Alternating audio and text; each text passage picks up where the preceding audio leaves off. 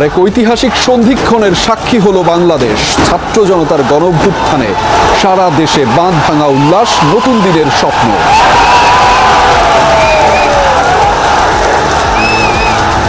দেড় দশকের রূপদাসার জেলখানা থেকে বাংলার মানুষ মুক্তি পেল। এই বিজয় সারা বাংলাদেশের ছাত্র সমাজে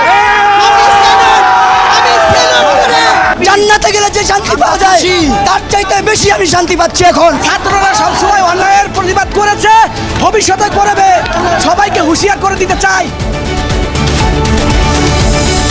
দেশ পরিচালনার দায়িত্ব নিয়েছে সেনাবাহিনী। ধ্বংসাত্মক কার্যক্রম পরিহার করে দেশ গঠনে ভূমিকা রাখার আহ্বান।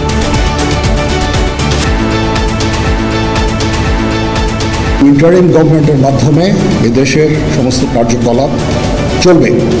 আপনারা সেনাবাহিনীর প্রতি আস্থা রাখেন, দয়া করে আর এই ভাঙচুর, হত্যা, মারামারি, সংঘর্ষ এগুলো থেকে বিরত হন। দেশের সাম্প্রদায়িক সম্প্রীতি বজায় রাখার আহ্বান বৈষম্য বিরোধী ছাত্র আন্দোলনের।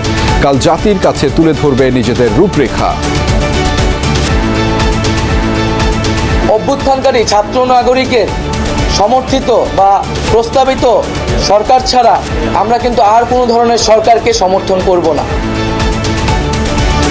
অবিলম্বে খালেদা জিয়াকে মুক্তি দেওয়ার সিদ্ধান্ত। বঙ্গভবনে অন্তর্বর্তীকালীন সরকার গঠন ইস্যুতে বিভিন্ন রাজনৈতিক আলোচনা।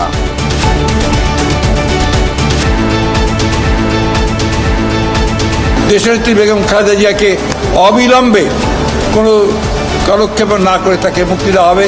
সেই সঙ্গে মুক্তি দেওয়া হবে সেই সমস্ত নেতা কর্মী, ছাত্র নেতা যাদেরকে অন্যায়ভাবে গত 1 জুলাই থেকে বন্দী করে রাখা হয়েছে। এই সমস্ত খারাপ কাজকে আমরা ঘৃণা করি, সেগুলি নিজেরা কেউ করবেন না। যারা করে তাদেরকে বাধা দেন। স্বাধীনতা যুদ্ধের উদ্দেশ্য ছিল একটি বৈষম্য বিরোধী একটি দেশ তৈরি করা, যেখানে ন্যায় বিচার ভিত্তিক সমাজ থাকবে। এই আওয়ামী লীগ সরকার এটাকে মেনে নেয়নি। পদত্যাগ করে দেশ ছেড়েছেন শেখ হাসিনা। সামরিক হেলিকপ্টারে ভারতে। গণভবন প্রধানমন্ত্রীর কার্যালয়ে ঢুকে পড়ে সাধারণ জনতা।